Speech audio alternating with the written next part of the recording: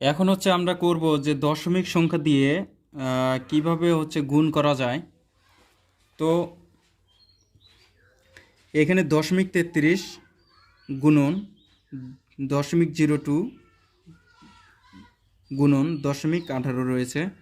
প্রথম হচ্ছে এগুলাকে আমরা হচ্ছে ভগ্নাংশে দশমিক ভগ্নাংশে প্রকাশ করব। তো যদি সাধারণ ভগ্নাংশে প্রকাশ করতে যাই তাহলে উপরে হবে 33, নিচে দশমিকের জন্য একটা 1, আর দশমিকের পরে যে কয়টা সংখ্যা থাকবে সেই কয়টা শূন্য নিতে হবে। উপরে নিলাম 33, দশমিকের পরে যে কয়টা সংখ্যা থাকবে উপরে বসবে, আর হচ্ছে দশমিকের জন্য নিচে একটা 1, আর দশমিকের পরে যে কয়টা সংখ্যা থাকবে সে কয়টা শূন্য নিতে হবে। দশমিকের পরে দুইটি শূন্য রয়েছে, তাই দুইটি শূন্য নিলাম। তারপরে গুণ, এইখানে দশমিকের পরে দুইটি সংখ্যা, এখানে পূর্ণ সংখ্যা রয়েছে মাত্র 2, তাহলে উপরে 2, নিচে দশমিকের জন্য একটা 1, আর দশমিকের পরে দুইটা সংখ্যা, তাহলে দুইটা শূন্য। গুণন দশমিকের পরে রয়েছে 18, উপরে হবে 18, আর দশমিকের জন্য একটা 1, আর দশমিকের পরে দুইটা সংখ্যা রয়েছে, এই জন্য দুইটা শূন্য। এখন হচ্ছে উপরের সংখ্যার সাথে উপরের সংখ্যাগুলোর গুণ, আর নিচের সংখ্যার সাথে নিচের সংখ্যাগুলোর গুণ করে দিব। তো এখানে দেখি যে কয়টা শূন্য রয়েছে, 1টা 2টা 3টা 4টা 5টা 6টা, তাহলে 1 2 3 4 5 6, 6টা শূন্য দিয়ে দিলাম। আর দেখি যে কয়টা 1 রয়েছে, 1 2 3, এক একে 1, এক একে 1, একের সাথে 1 যদি গুণ করি ওই একই হবে, এখানে 1 দিয়ে দিলাম। এখন হচ্ছে উপরে 33, 2 আর 18 যদি গুণ করি তাহলে তাহলে বের হবে যে 1188।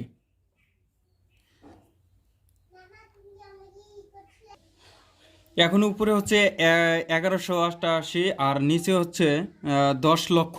এই 10 লক্ষ দিয়ে 1188কে ভাগ করতে হবে।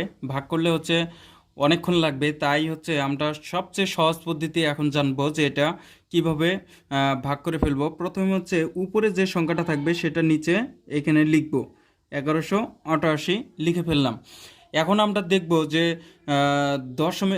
দশমিকের পরে কয়টা সংখ্যা রয়েছে। তো প্রত্যেকটা এখন সংখ্যা গুনবো, 1 2 3 4 5 6, তার মানে হচ্ছে দশমিকের পরে অবশ্যই আমাদের 6টা সংখ্যা লাগবে।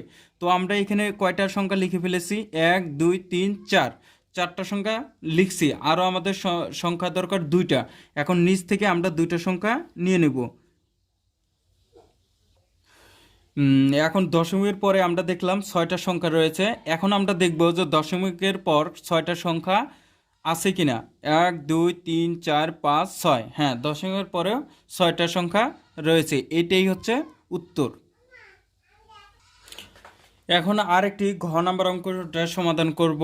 ঘ নাম্বার অঙ্ক সমাধান করলে গুণের সমস্যার সমাধান হয়ে যাবে। তাহলে হচ্ছে এখানে দশমিকের পরে দুইটা সংখ্যা আছে, তাহলে দশমিকের পরে একটা পূর্ণ সংখ্যা আছে 5, তাহলে উপরে হবে 5, আর নিচে দশমিকের জন্য একটা 1, আর দশমিকের পরে দুইটা সংখ্যা আছে, তাহলে দুইটা শূন্য। গুণ এইখানে দশমিকের পর 3টা সংখ্যা আছে, 3টা সংখ্যার মধ্যে পূর্ণ সংখ্যা রয়েছে একটা, তাহলে উপরে 7, আর নিচে দশমিকের জন্য একটা 1, দশমিকের পরে রয়েছে 3টা সংখ্যা, তাহলে 3টা শূন্য। গুণন দশমিকের পরে রয়েছে পূর্ণ সংখ্যা 3, তাহলে উপরে হচ্ছে 3, আর দশমিকের পরে 4টা সংখ্যা, তাহলে দশমিকের জন্য একটা 1, আর দশমিকের পরে 4টা সংখ্যা রয়েছে, এই জন্য 4টা শূন্য।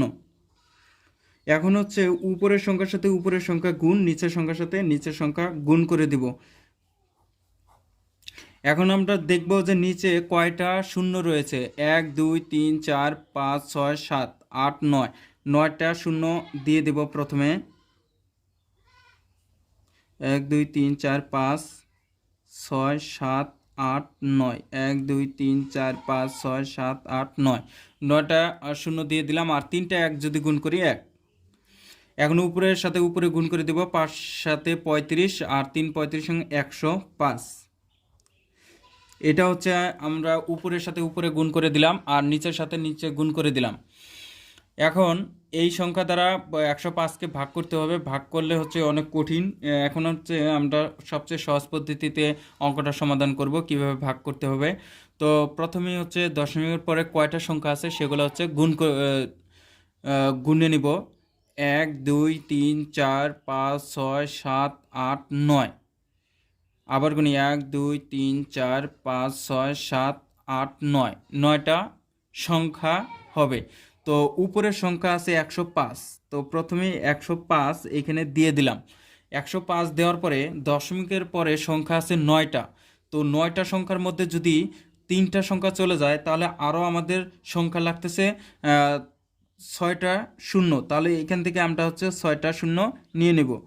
1 2 3 4 5 6। এখন হচ্ছে আমরা দশমিকের পরে গুনবো যে কয়টা সংখ্যা হয়েছে। 1 2 3 4 5 6 7 8 9, 9টাই সংখ্যা হয়েছে। এইটাই হচ্ছে উত্তর।